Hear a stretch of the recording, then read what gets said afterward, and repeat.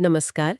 आज हम एक बहुत छोटी लेकिन गहरी कहानी पर बात करेंगे, साईं बाबा और टूटा घड़ा। स्रोत हमारे पास यही कहानी है। तो कहानी कुछ यूं है कि शिरडी में एक बहुत ही गरीब महिला रहती थी। हाँ। बर्तन वगैरह मांजकर बड़ी मुश्किल से अपना और बच्चों का पेट पालती थी। और पानी भरने के लिए मतलब उसके पास सिर्फ एक ही मिट्टी का घड़ा था। बस एक? हाँ, जरा सोचिए, बस एक ही घड़ा।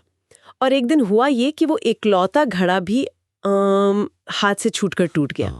अब उसके लिए तो ये कितनी बड़ी बात रही होगी, मतलब हम अंदाजा ही लगा सकते हैं। बिल्कुल, जैसे सब कुछ खत्म हो गया उसके लिए।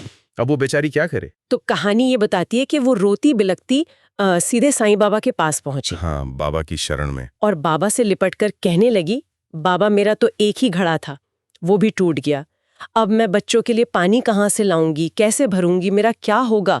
मतलब बहुत ही मार्मिक स्थिति थी। बहुत दुध।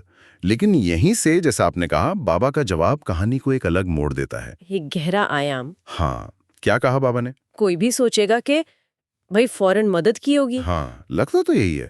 लेकिन बाबा पहले मुस्कुराए और फिर उन्होंने कहा, बेटी इतना परेशान क्यों हो रही है? अरे जीवन का घड़ा भी तो एक न एक दिन टूटता ही है। ओ, ये तो मतलब एक तरफ वो अपनी रोज की जरूरत के लिए परेशान है और बाबा उसे जीवन की नश्वरता बता रहे हैं। हाँ, सुनने में शायद थोड़ा अजीब लगे उस वक्त के हिसाब से। वही तो, उसे तो शायद फौरन एक घड़े की जरूरत थी, या कम से कम थोड़ी तसल्ली की। बिल्कुल, ये सवाल तो उठता है। लेकिन शायद यहीं बाबा की जो दृष्टि है उसकी गहराई समझ आती है। वो शायद उसे सिर्फ एक तात्कालिक राहत नहीं देना चाहते थे। अच्छा, तो क्या मतलब था उनका? वो एक स्थायी समझ देना चाहते थे।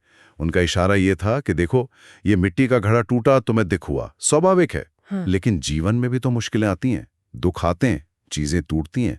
असली चीज कुछ और है। और वो असली चीज क्या थी बाबा के हिसाब से? बाबा ने आगे समझाया। हाँ। कहा, लेकिन बेटी असली घड़ा तो हमारा मन है। मन? हाँ, मन। हाँ। अगर वो मन सच्चा है, पवित्र है, स्थिर है, उन्होंने कहा, तो दुनिया की कोई कठिनाई तुम्हें तोड़ नहीं सकती।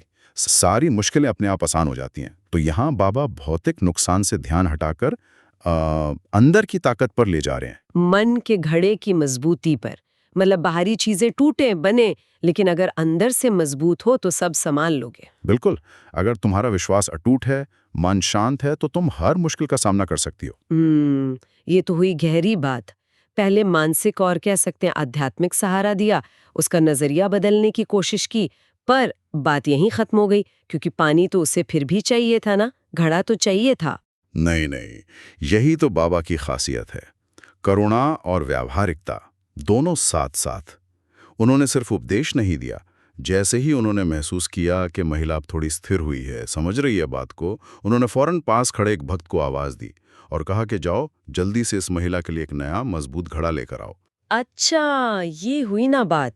मतलब पहले मन को संभाला और फिर जो असल जरूरत थी उसे भी पूरा किया। हाँ बिल्कुल, ये संतुलन बहुत जरूरी है। इससे ये भी पता चलता है कि भाई आध्यात्मिकता का मतलब ये नहीं कि आप दुनिया की परेशानियों से आंखें बंद कर लें। सही कहा। सच्ची करुणा ज्ञान भी देती है और कर्म भी करती है। बाबा ने उसे समझाया भी और उसकी जरूरत भी पूरी की। ये दिखाता है कि विश्वास और आंतरिक शांति जो है, वो हमें बाहरी मुश्किलों का सामना करने की हिम्मत देती है, उनसे भागने की नहीं।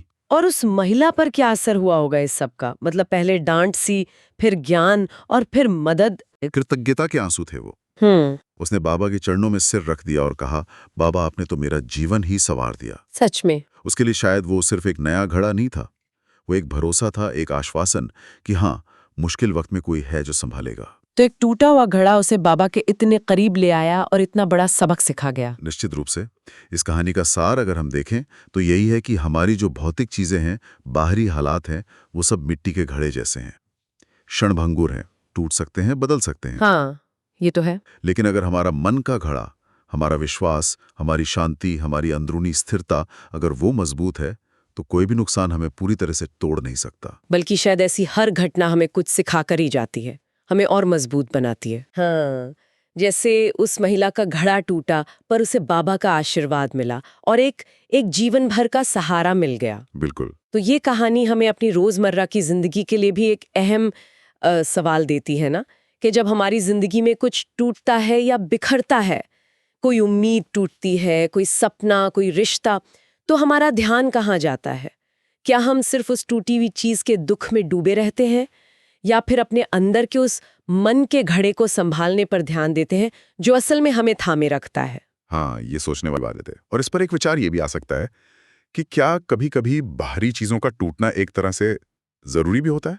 जरूरी कैसे? शायद इसलिए ताकि हम अपनी भागदौड़ भरी जिंदगी में एक पल के लिए रुकें और अपने अंदर के उस असली, कभी ना टूटने वाले घड़े को, अपनी आत्मा को, अपने विश्वास को पहचान सकें, उसे मजबूत कर सकें।